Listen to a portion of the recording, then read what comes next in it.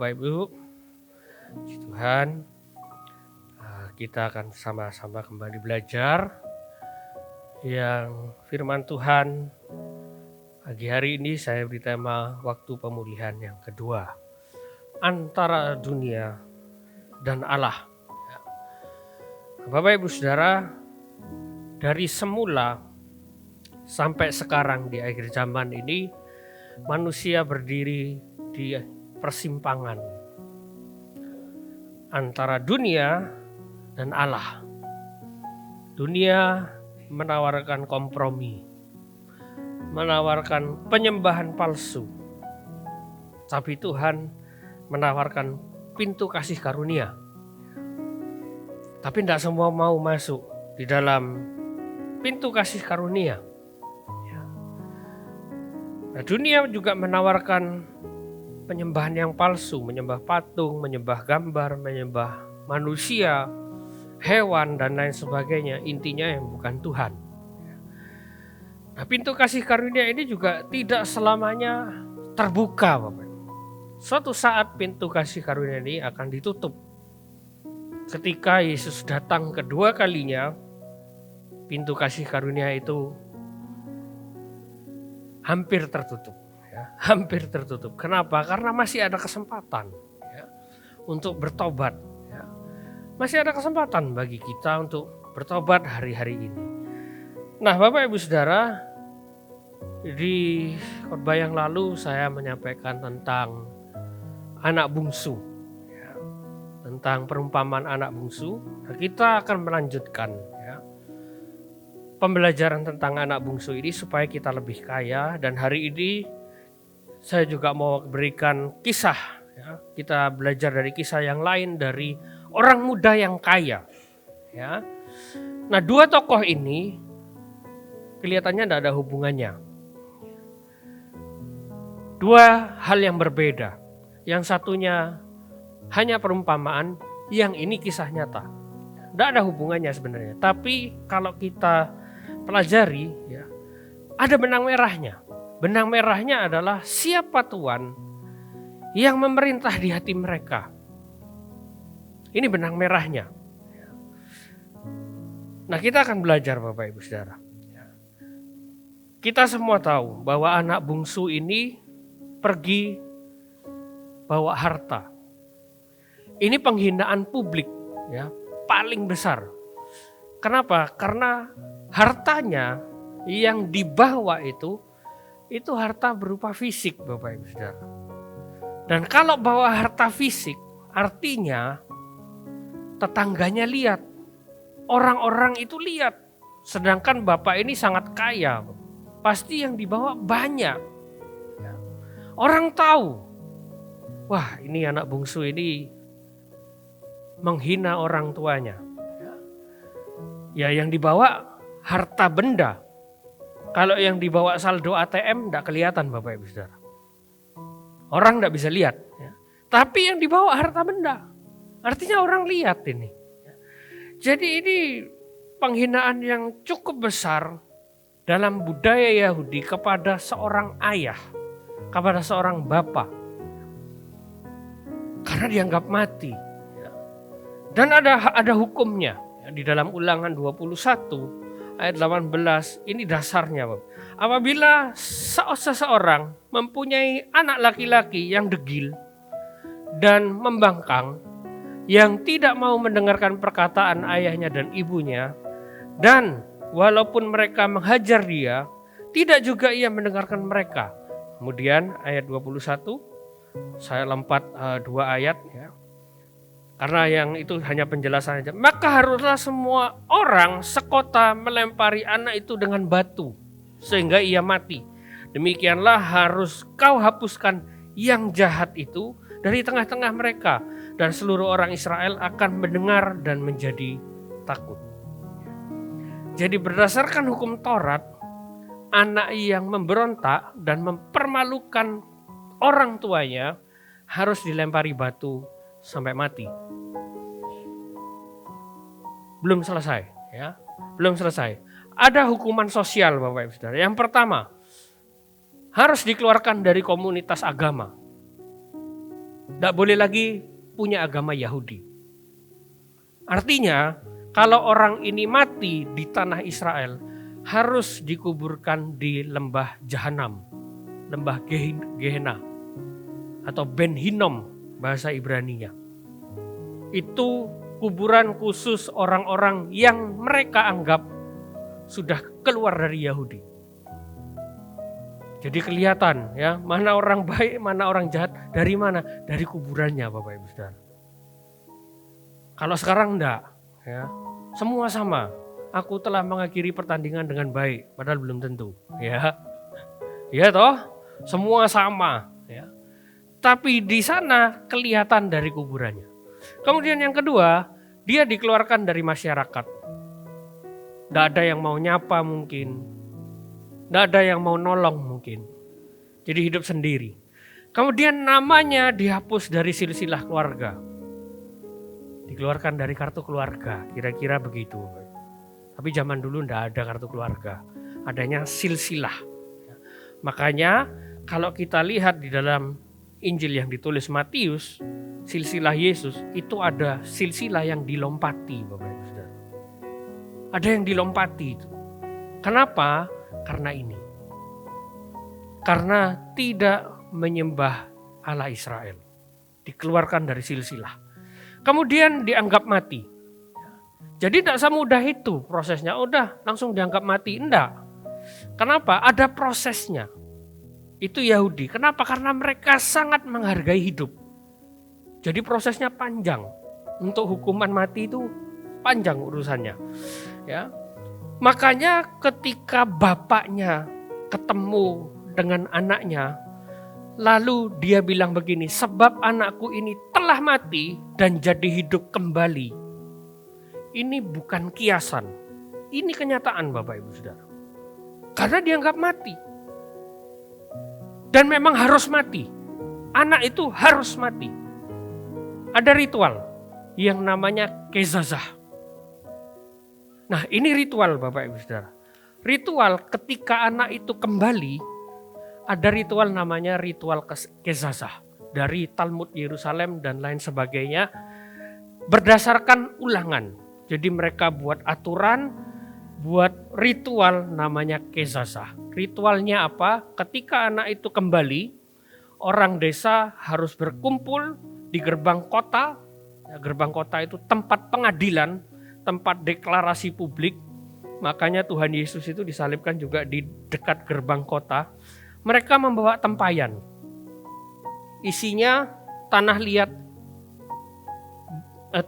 tempayan tanah liat, isinya abu dan biji-bijian kering.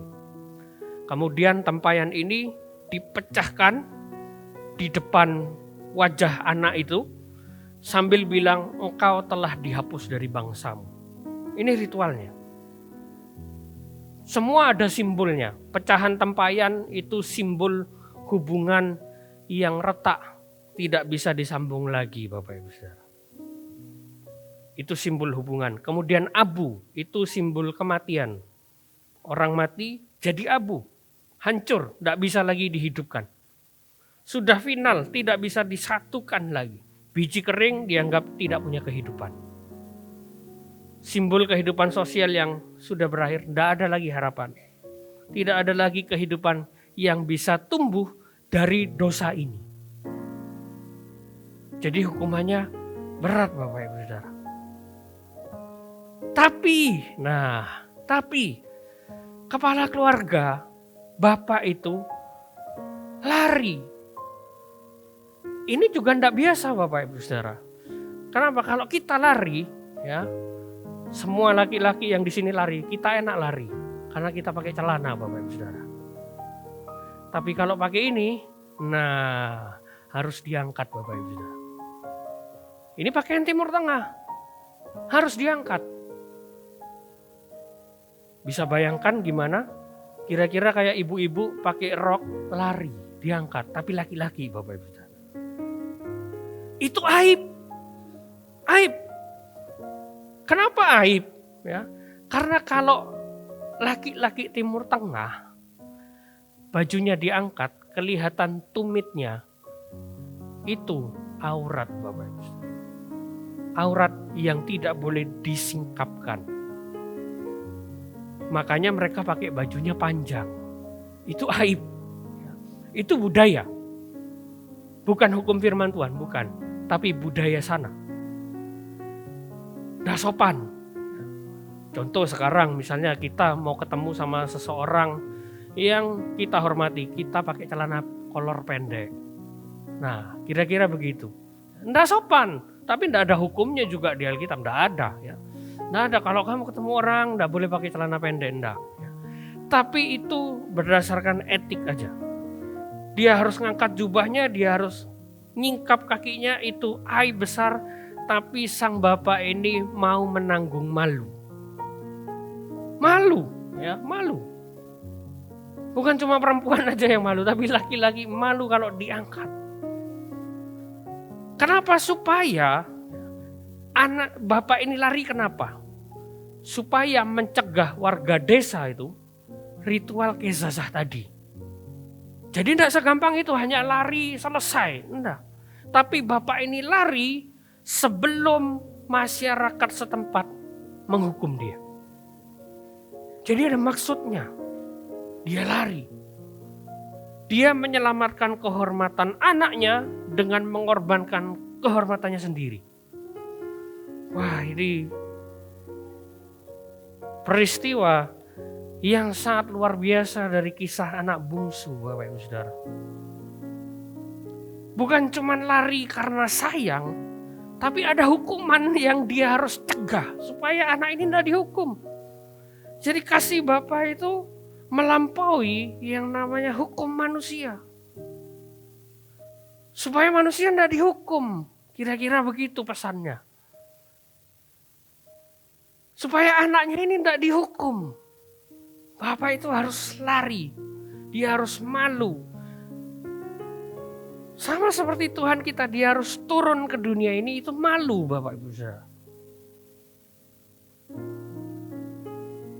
Itu memalukan bagi Tuhan. Kenapa dia harus jadi manusia yang hina? Sedangkan Tuhan penuh kemuliaan, dia harus tinggalkan kemuliaannya, dia harus hina. Lihat di akhir zaman, tidak banyak orang mau meninggalkan kemuliaan yang dia punya. Wah, saya orang sudah besar, tidak pantas untuk melakukan sesuatu yang hina ini. Banyak orang begitu Bapak Ibu Saudara. Tapi Bapak kita di surga tidak pernah seperti itu. Dia rela kehormatannya diinjak-injak orang. Bahkan tidak punya kehormatan sama sekali. Dia harus digantung di kayu salib yang najis. Ingat ya, kayu salib itu najis. Sangat najis. Jadi kayu salib itu bukan bicara sesuatu yang hanya hukuman dosa, enggak, tapi itu najis Bapak Ibu Saudara. Kotor. Memalukan. Tapi kita semua tahu kasih Bapa Surgawi lebih besar daripada ambisi-ambisi manusia, daripada hukum-hukum manusia. Tidak hanya itu, kita semua tahu di khotbah yang lalu saya sampaikan ada 4 hal ini yang Bapak berikan. Ada jubah, lambang identitas baru, cincin, lambang otoritas, dikembalikan otoritasnya. Ada kasut, lambang perjalanan hidup yang baru. Kemudian anak lembu, lambang perjamuan dan persekutuan. Jadi bapaknya itu merendahkan diri, merendahkan statusnya, merendahkan semuanya karena satu hal, kasih Bapak Ibu Saudara. Karena dia mengasihi kita. Dia turun, dia kasih semuanya kepada kita. 2 Petrus 1 ayat 3, karena begitu besar kasih Allah. Bukan akan dunia ini, itu Yohanes 3:16. Karena begitu besar kasih Allah, dia mengaruniakan segala sesuatu yang berguna bagi kita untuk hidup yang saleh. Nah ini Bapak Ibu Saudara. Dia kasih semuanya supaya kita punya hidup yang serupa dengan Yesus. Bukan cuma sekedar hidup, tapi hidup yang serupa dengan Yesus. Nah, Bapak Ibu Saudara, saya ingin ajak Bapak Ibu Saudara flashback sebentar ya, tentang ini, ya, tentang angka yang kapan lalu saya sampaikan, itu dari Yunani yang lalu. Tapi saya juga pernah sampaikan sama dengan Ibrani, Bapak Ibu Saudara, 64, 63. Ya. Ini semua punya simbol, Bapak Ibu Saudara.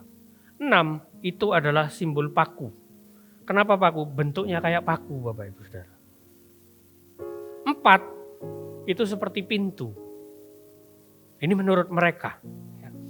Kemudian 6 paku, 3 seperti unta, Bapak Ibu Saudara. Paku, pintu, paku, dan unta. Ada maksudnya. Apa maksudnya? Bapak Ibu ada ingat satu ayat aja tentang pintu dan unta. Ada satu ayat Bapak Ibu Saudara tentang pintu dan unta. Ayatnya ini Bapak Ibu. Sekali lagi aku berkata kepadamu, lebih mudah seekor unta masuk melalui lubang jarum daripada seorang kaya masuk dalam kerajaan Allah. Mana pintunya? Pintu kerajaan Allah, Bapak Ibu Saudara. Pintu kerajaan Allah. Unta. Lebih mudah unta masuk lubang jarum. Yang jadi pertanyaan kan, lubang jarumnya mana? Lubang jarum itu apa? Ada banyak yang bilang ini sebuah gerbang di Yerusalem, Bapak Ibu Saudara. Ini pintu namanya, pintu lubang jarum. Tapi ini salah Bapak Ibu Saudara. Kenapa salah? Karena pengertiannya ketika orang memahami ini pintu, kemudian unta itu masuk ke sini, gimana caranya unta masuk? Harus melepaskan beban, katanya begitu. Dilepaskan bebannya, unta itu harus nunduk. Pesannya kalau mau masuk kerajaan sorga berarti harus rendah hati.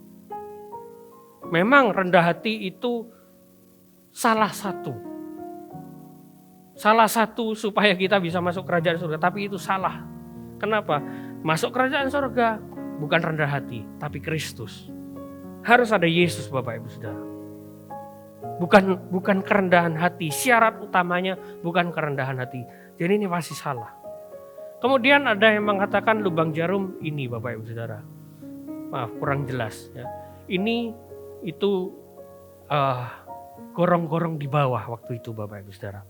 Waktu itu kita lewat di tembok Yerusalem, ya, di bawah itu ada kayak gorong-gorong.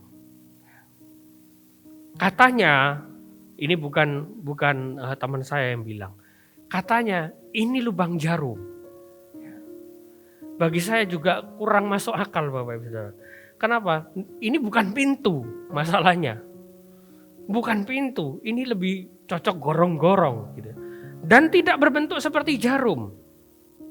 Bisa lubang apa aja. Lubang buaya kayak lubang apa bisa aja, Bapak Ibu Saudara. Tapi tidak berbentuk seperti jarum. Nah, lubang jarum mana? Mungkin ini, Bapak Ibu Saudara. Saya katakan mungkin, ya. Di tembok-tembok Yerusalem itu pasti ada lubang segini. Itu untuk apa? Tujuannya untuk pertahanan, perang.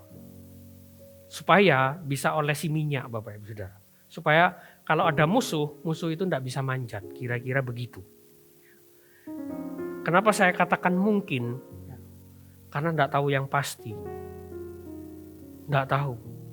Bentuknya sih memang seperti jarum. Memang. Tapi kenapa saya tidak berani bilang ini juga lubang jarum? Karena saat Yesus ngomong lebih mudah seekor unta masuk kerajaan surga, tidak sedang di Yerusalem. Dia ada di Palestina. Di Yeriko, bukan di Yerusalem, Bapak Ibu Saudara. Menurut saya kok nggak mungkin. Karena pada saat Tuhan Yesus menjelaskan, biasanya dia akan pakai sesuatu yang ada di sekitarnya. Biasanya begitu. Dan kebanyakan begitu. Tapi apakah mungkin merujuk kepada ini? Sangat mungkin. Mungkin aja. Waktu saya kuliah, Bapak Ibu Saudara, dosen saya ada 2 dosen yang berbeda, ngajarkan 2 hal yang berbeda. Yang satu memang lubang jarum untuk jahit katanya. Gimana unta masuk situ gitu ya. Yang satu lagi lebih oke, masih penjelasan. Itu kalau teks Yunaninya dia bilang itu kamilos. Kamilos itu memang bisa unta gitu ya. Tapi bisa juga tali kapal katanya. Tali kapal dimasukin ke lubang jarum, yang pernah jahit pasti kesulitan Bapak Ibu Saudara. Benang aja kita harus mendeli begitu ya. Bahasa Ibraninya mendeli ya. Untuk masukin kadang harus diemut dulu supaya masuk ini benang gitu ya. Tali kapal. Tapi mana yang betul? Tidak ada yang tahu. Jalan tengahnya mana? Semua betul. Kecuali yang pintu-pintu yang tadi yang pertama kedua itu. Semua betul. Kenapa? Tidak mungkin unta masuk, betul ya. Untanya tidak mungkin masuk, itu semua betul. Udah jalan tengah, tidak usah ribut. Yang penting unta tidak bisa masuk. Itu intinya. Mau lubang jarum kayak, mau tali kapal kayak, mau ini kayak, tidak bisa masuk untanya Bapak Ibu Saudara. Artinya apa? Keselamatan itu hal yang mustahil. Seekor unta tidak mungkin masuk lewat lubang jarum. Tidak mungkin. Apalagi seorang kaya masuk dalam kerajaan Allah. Tidak mungkin. Berarti tidak boleh kaya. Bukan Bapak Ibu Saudara. Beda konteks zaman itu dengan konteks zaman sekarang. Sangat-sangat beda. Banyak orang kaya masuk kerajaan surga pada zaman Yesus. Siapa? Lydia, perempuan kaya dari Turki, cukup kaya. Dia support pelayanan Tuhan. Sakeus, bukan orang miskin, orang kaya. Akhir hidupnya kemungkinan besar dia jadi seorang uskup. Kemungkinan besar. Dan keluarganya masih hidup sampai sekarang Bapak Ibu Saudara.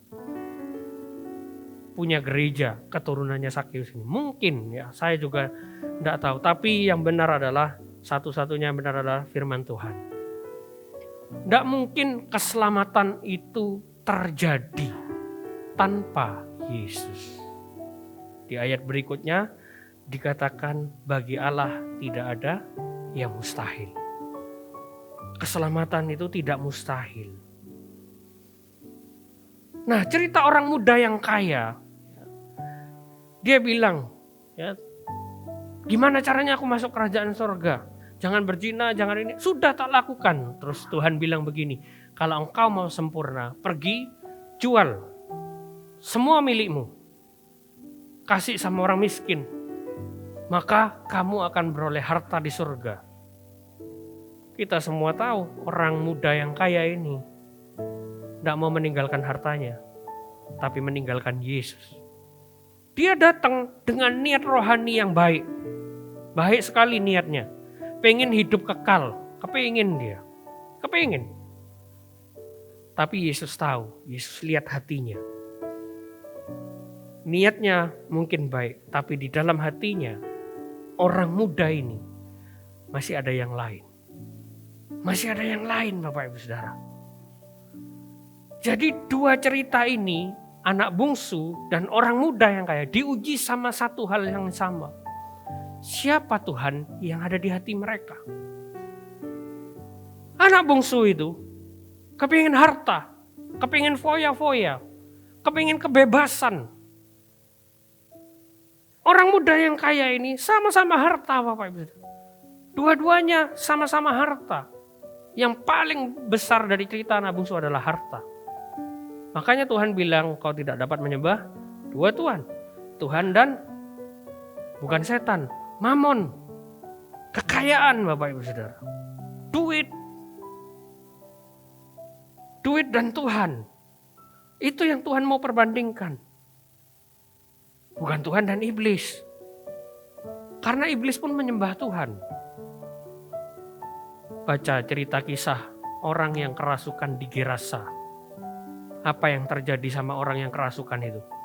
Ketika ketemu Yesus, orang yang kerasukan setan itu langsung tersungkur menyembah Tuhan. Itu setan Bapak Ibu Saudara.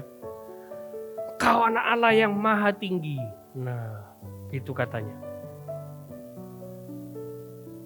Setan pun menyembah Tuhan. Nah, tapi ini diuji oleh hal yang sama, yaitu mamon. Duit, Bapak Ibu Saudara. Apakah masalahnya pada hartanya? Enggak. Bukan sama hartanya. Tapi sama tuannya. Siapa yang dia sembah? Harta tidak pernah jadi masalah. Harusnya. Tapi tuannya ini. Siapa yang kita mau sembah? Harta? Atau Tuhan? Karena banyak juga orang kaya yang masuk kerajaan surga waktu mengikut Yesus. Banyak sekali Bapak Ibu Saudara. Dalam surat-surat Paulus, cerita di gereja Efesus, gereja Galatia, gereja Korintus, itu selalu ada nama-nama orang yang disebut salam-salam itu loh Bapak Ibu Saudara. Yang kita semua malas bacanya, ya kan? Tidak penting salam kepada ini ke siapa, tidak penting bagi kita. Saya juga malas bacanya. Siapa ini tidak kenal gitu ya. Tapi itu nama-nama orang kaya Bapak Ibu Saudara. Yang support pelayanan. Kira-kira begitu. Jadi bukan masalah hartanya. Tapi masalah hatinya. Nah, anak bungsu itu bertobat Bapak Ibu Saudara. Kita semua tahu anak bungsu itu siapa? Bukan kita. Siapa? Israel. Itu anak bungsu. Kita anak sulung. Anak bungsu itu Israel. Lihat hari ini. Negaranya sangat-sangat kaya. Kejar duit Bapak Ibu Saudara. Semuanya duit. Wisata rohani, iya. Mereka tidak percaya Yesus, betul kan? Tidak percaya Yesus, tapi kenapa ada wisata rohani? Kenapa? Duit Bapak Ibu Saudara. Duit bagi mereka. Bagi mereka itu penyembahan berhala. Loh kenapa? Orang Kristen kalau ke sana dicium-cium batunya Bapak Ibu Saudara. Nangis di sana, bahkan ada yang dielus-elus. Saya juga bingung, takut keluar jinnya nanti Bapak Ibu. Tiba-tiba jin Timur Tengah keluar gitu ya. Dicium-cium, minta di situ lama, waduh.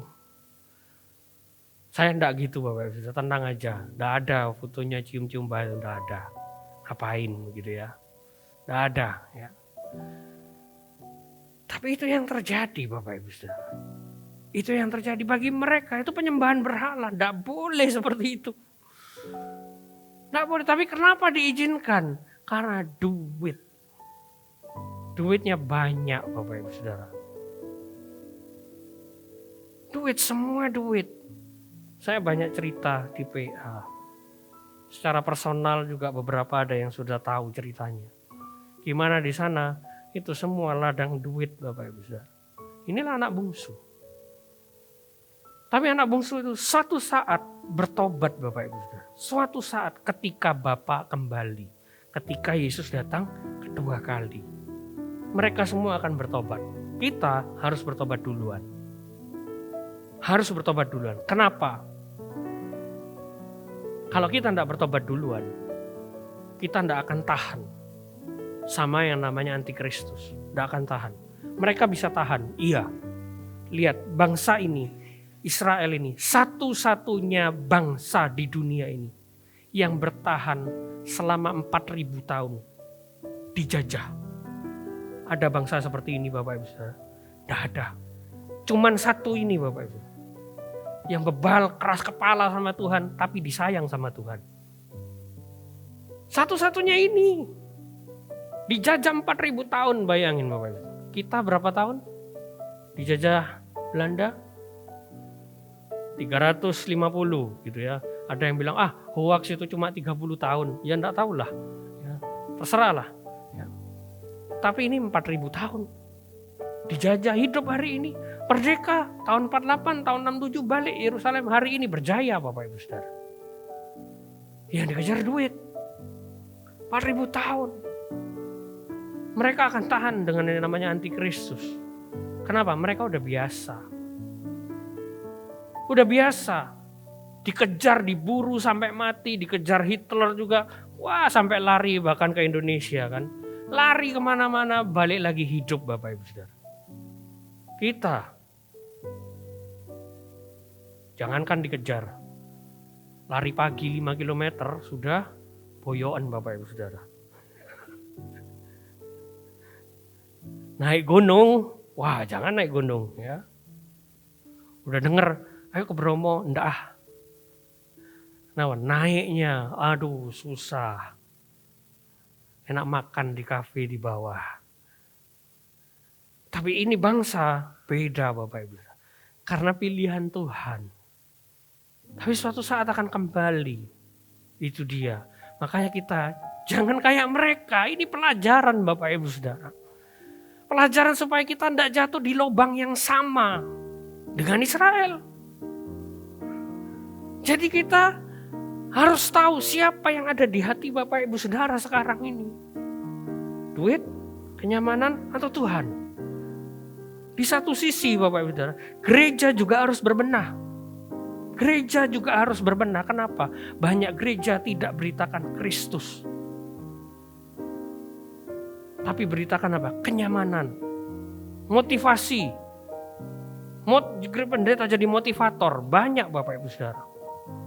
Gereja juga harus berbenah. Semua harus berbenah menurut saya. Kenapa? Di hatinya. Jangan-jangan tidak ada Tuhan. Jangan-jangan tidak ada Tuhan. Pernah saya baca tulisan Bapak Ibu Saudara. Bagus sekali.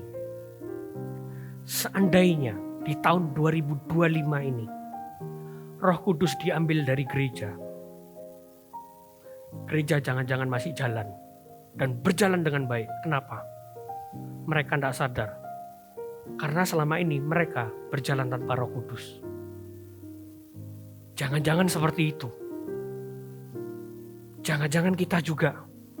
Jangan-jangan tidak ada Tuhan di hati kita. Makanya Bapak Ibu Saudara, kita perlu tahu siapa Tuhan yang ada di dalam hati kita. Anak bungsu kehilangan segalanya, tapi menemukan Tuhan sejati. Orang muda kaya punya segalanya, tapi kehilangan Tuhan. Kita mau jadi seperti apa? Mau jadi orang muda yang kaya, punya segalanya, demi gengsi Bapak Ibu Saudara. Demi gengsi.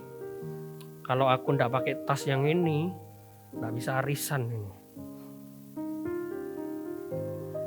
Kalau aku ndak ngobrolin tentang ini, teman-temanku ndak ada. Kalau aku ndak pakai sabuk yang ada tulisannya H, Handoko Bapak Ibu Saudara. Orangnya ndak ada di sini. Nggak bisa kumpul juga sama teman-temanku yang itu. Demi gengsi, punya segalanya. Tapi kehilangan Tuhan sih. Oh ada ternyata, nggak kelihatan Bapak Ibu Saudara. Saya kira hilang Bapak Ibu Saudara. Demi gengsi, punya semuanya.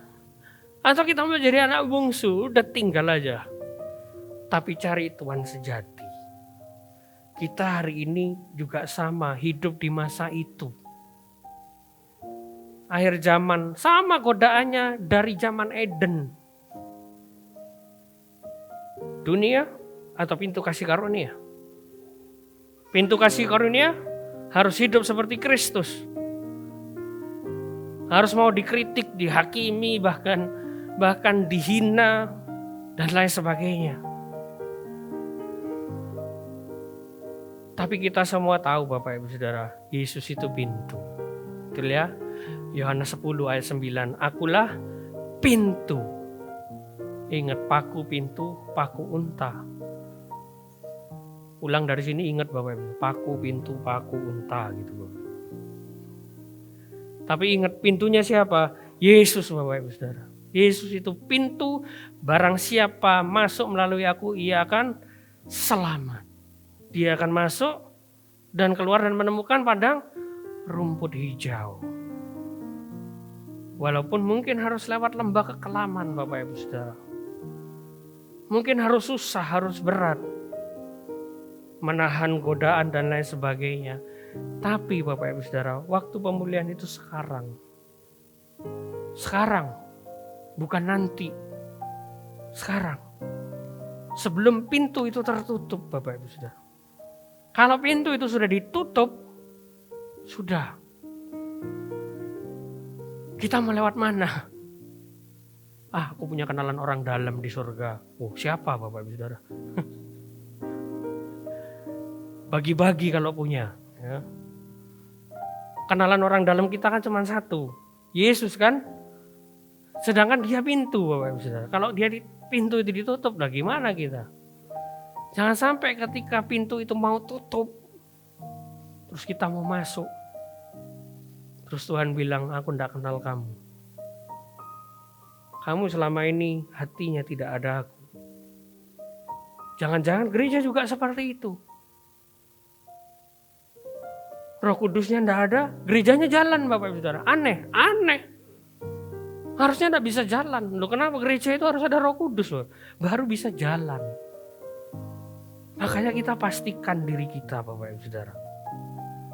Bahwa kita masih menikmati masa pintu kasih karunia itu yang masih dibuka. Jangan minder. Seperti anak bungsu itu. Minder sebenarnya. Dia tidak punya apa-apa. Dia sudah berkhianat sama papanya. Malu harusnya jadi dia. Iya, malu. Jangankan bertengkar sama bapaknya, bertengkar sama teman kita, kadang-kadang tidak usah disapa Bapak Ibu Saudara. Wis, tidak koncoan lagi, tidak apa-apa, aku tidak makan duitmu. Gitu kan? Banyak yang seperti itu Bapak Ibu. Kamu juga tidak kasih makan aku, tidak apa-apa, tidak usah temenan. Gengsi Bapak Ibu Saudara. Tapi anak bungsu ini tidak mau gengsi, tidak mau minder. Walaupun anak bungsu ini tahu, dia ngerti, kalau dia pulang, dia mati. Dia tahu. Anak bungsu Israel yang ciptakan hukum itu Israel Bapak Ibu Saudara. Dia tahu dia pulang mati pasti. Kenapa? Ritual kezazah. Itulah mungkin alasannya anak bungsu itu jalannya pelan-pelan Bapak Ibu Saudara. Karena takut dibunuh. Mungkin, makanya bapaknya yang lari. Tapi kita jangan minder. Saya percaya firman Tuhan ini Bapak Ibu Saudara. Apabila ia membuka, tidak ada yang dapat menutup. Apabila dia menutup, tidak ada yang dapat membuka. Sekarang masih terbuka. Pintu pertobatan masih terbuka. Masih terbuka. Segera dilakukan Bapak Ibu Saudara. Segera kita bertobat. Jangan mikir gengsi, teman dan lain sebagainya. Aku tidak sanggup, aku tidak bisa. Percaya ini firman Tuhan. Ayat 8 Wahyu 3 ayat 7 tadi. Sekarang Wahyu 3 ayat 8. Aku telah membuka pintu bagimu yang tidak dapat ditutup oleh seorang pun. Aku tahu kekuatanmu tidak seberapa. Tuhan tahu kekuatan kita tidak seberapa. Mau bertobat susah. Mau balik sama Tuhan susah. Mau ke gereja gengsi. Mau bertobat, mau hidup kelihatan lebih rohani susah, gengsi dan lain sebagainya. Tuhan tahu kekuatan kita tidak seberapa. Mungkin kita tidak mampu. Saya pastikan kita juga tidak mampu menghadapi masalah di dunia ini. Tidak semua kita mampu Bapak Ibu Saudara. Tidak semua situasi kita bisa hadapi. Percaya itu. Tidak ada hal-hal yang kita benar-benar tidak bisa. Banyak Bapak Ibu Saudara. Mungkin orang lain bilang kamu bisa. Ayo berubah mindsetmu. Ayo belajar dari ini, kamu bisa. Saya katakan mungkin tidak bisa. Kita butuh Tuhan. Tuhan tahu kekuatanmu tidak seberapa. Tapi yang harus kita lakukan, engkau menuruti firman-Ku dan tidak menyangkal nama-Ku. Pastikan ada nama Tuhan di hati kita Bapak Ibu Saudara. Bukan mamon, bukan gengsi, bukan kesombongan yang lainnya. Tapi nama Tuhan. Kasih karunia tidak pernah meniadakan hukum. Tapi kasih karunia membayar harga paling tinggi. supaya pelanggar hukum bisa pulang. Kita pelanggar hukum semua. Pernah berdosa semua, betul? Angkat tangan yang tidak pernah berdosa. Tuh, ada yang angkat tangan Bapak Ibu. Saat itulah dia berdosa. Bohong Bapak Ibu Saudara. Bohong dia. Kita semua pernah berdosa. Hukumnya tidak ditiadakan sama Tuhan. Tidak ditiadakan. Tapi dibayar pakai darahnya yang mahal. Darah Yesus. Supaya kita bisa berjumpa dengan Bapa. Siapa Tuhan di hati kita? Kalau ada yang lain, buang. Kecuali suami istri, jangan dibuang Bapak Ibu. Ribut. Sampai Tuhan Yesus datang ribut nanti Bapak Ibu. Tapi pastikan satu-satunya Yesus Kristus. Amin.